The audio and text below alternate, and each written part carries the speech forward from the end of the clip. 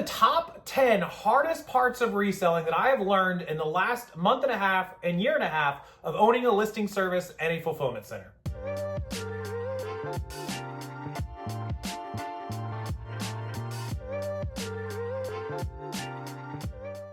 Yeah, welcome back in the channel, guys. May 9th, Thursday afternoon, 2024. And in the last year and a half, my listing team has created over 300,000 listings from all of you wonderful resellers and your photos. In the last month and a half to 2 months, we have created an additional 3,000 listings, including the photographs, including storing that inventory and fulfilling it and shipping it out for you when it's sold. And this is probably the 10 hardest parts of reselling that I have discovered. Some of it I knew before doing this and taking on this venture, and some of it I have learned more than ever from handling all of you guys and girls as businesses, your back end.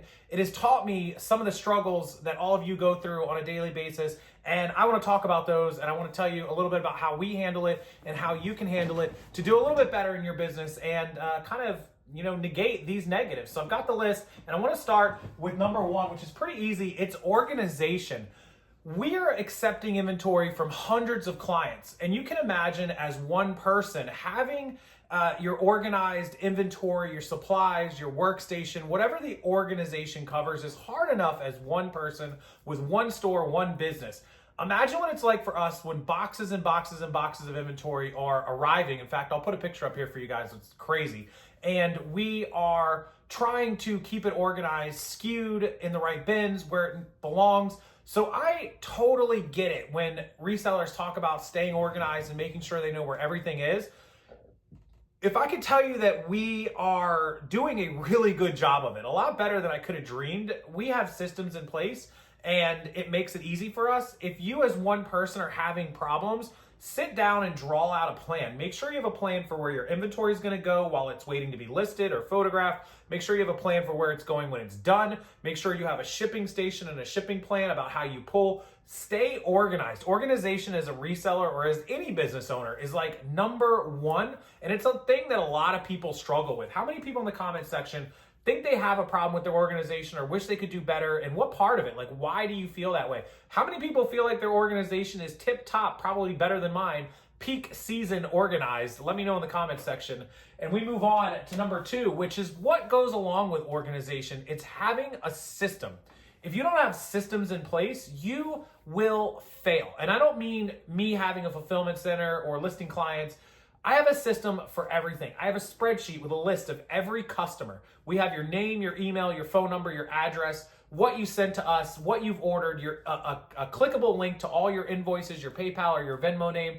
It's all organized. So if I need to look up something, I have a system to look up a client and figure out what it is they have.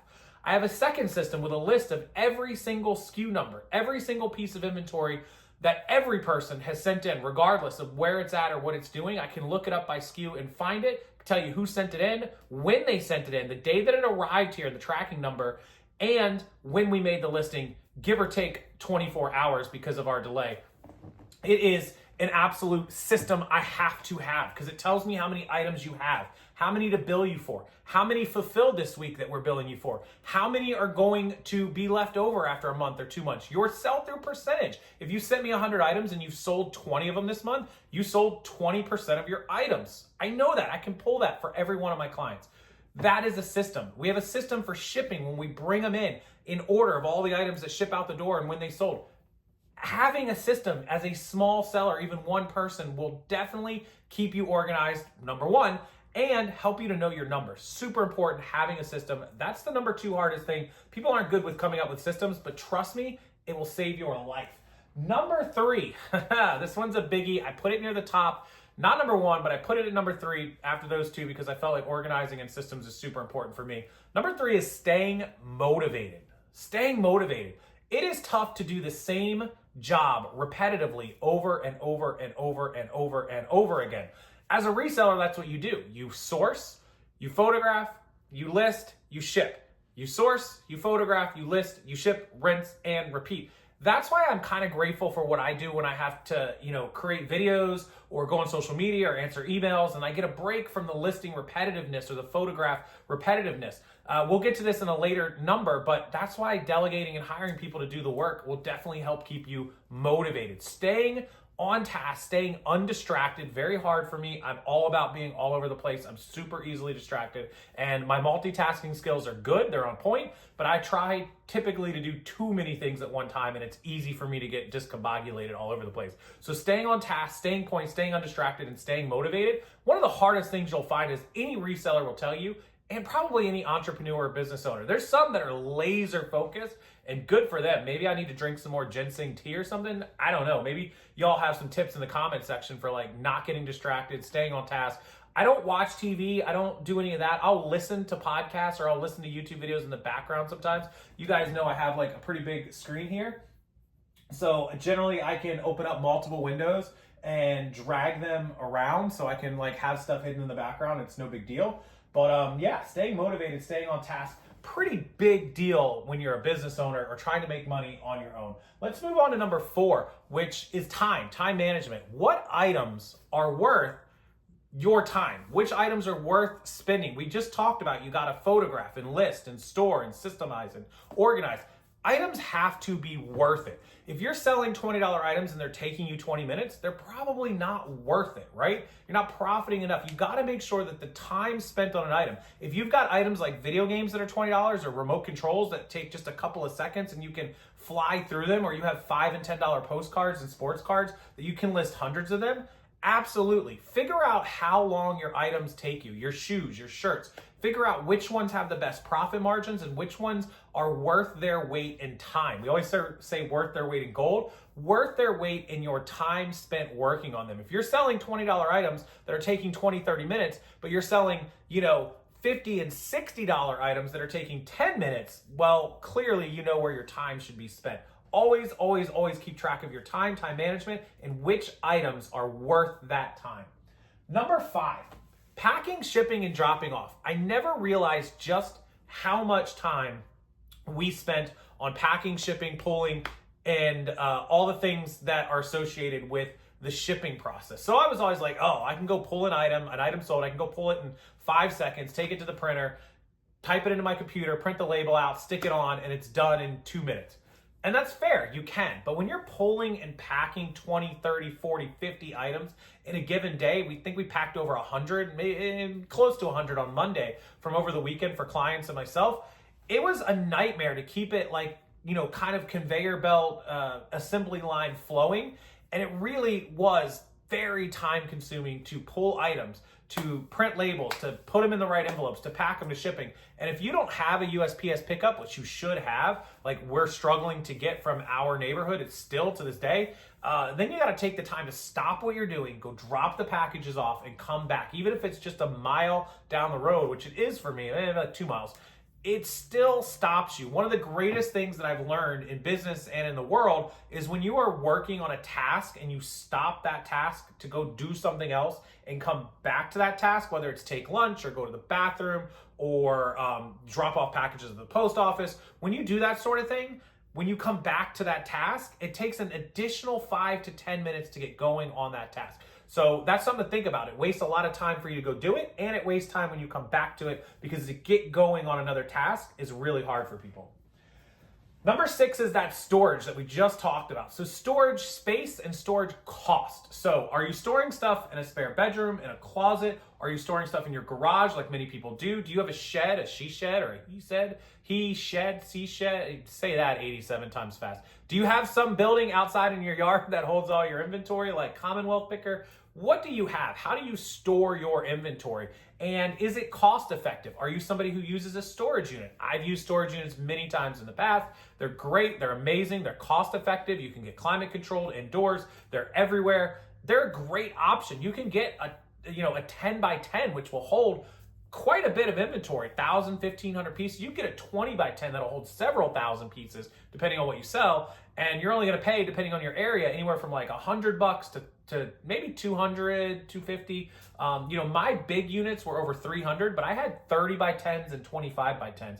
So something to think about in that scenario as well. Is your storage making sense for your house, for your garage? Does it make sense for you to get a storage unit? What is that cost price, at $300 or $200 a month? Is it worth it to move it out of your house to give you organization, to give you mental health? What does that look like for you? Storage is something to think about. Number 7 is your supply levels. Do you have enough poly bags, enough bubble mailers, enough SKU stickers, enough thermal label print paper? Do you have enough ink? Do you have enough toner? Please get a thermal printer if you don't. Do you have enough pens and papers? Do you have enough bags? What do you always use a lot of, and do you keep up on it? This is a thing I see people all the time have problems with, where they run out of labels, they run out of ink, they run out of poly bags or padded flat rate mailers. Make sure you make a list of all the supplies that you use: padded mailers, poly mailers, bubble mailers, padded flats, tape, rolls of tape, thermal labels, all the stuff that you always use, and then kind of make a note of how many you go through in a given month. Like, we use 200 poly bags or 300 bubble mailers or 500 thermal labels, right? And then write down one time when you order them and how many you ordered.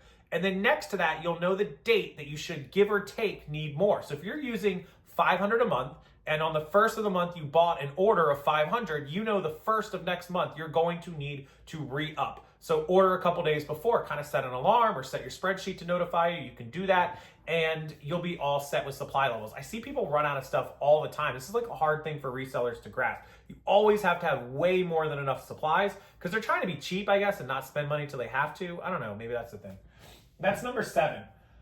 Number 8 is a great inventory control tip. When to get rid of inventory, when to donate it, when to dispose of it, when to say enough is enough. Something you definitely got to keep up with. I don't know the answer to this, because everybody's different and everybody has a different threshold, but I'll tell you what my thoughts are on it, and maybe you guys and girls can chime in and tell me what you think about it. So if I have inventory for a couple of months, it's just a couple of months, who cares, right? Like, I bought it, I don't expect everything's gonna sell in a month or even 2 or 3 months. Some stuff can take some time if it's long tail. If I'm selling a used iPad, then I expect it's gonna sell, right? But if I'm selling some used shoes or a used polo, it can take a few months. So I'm not worried about a piece of inventory that's 3 months, 4 months, 5 months old. At 6 months, 7, 8 months, I'm concerned about it. I'm like, well, it's probably not selling. I need to reduce the price. So right around the 6 to 7 month mark, I'm running a sale on it. I'm reducing the price. If the item still hasn't sold long tail at 9 months, 10 months, I'm gonna run one of my deep discount sales. I do it all the time. I'll do 25, 30, 35% off, where I'm just getting rid of something to make $5 or $10. You guys have to judge for yourself what that looks like.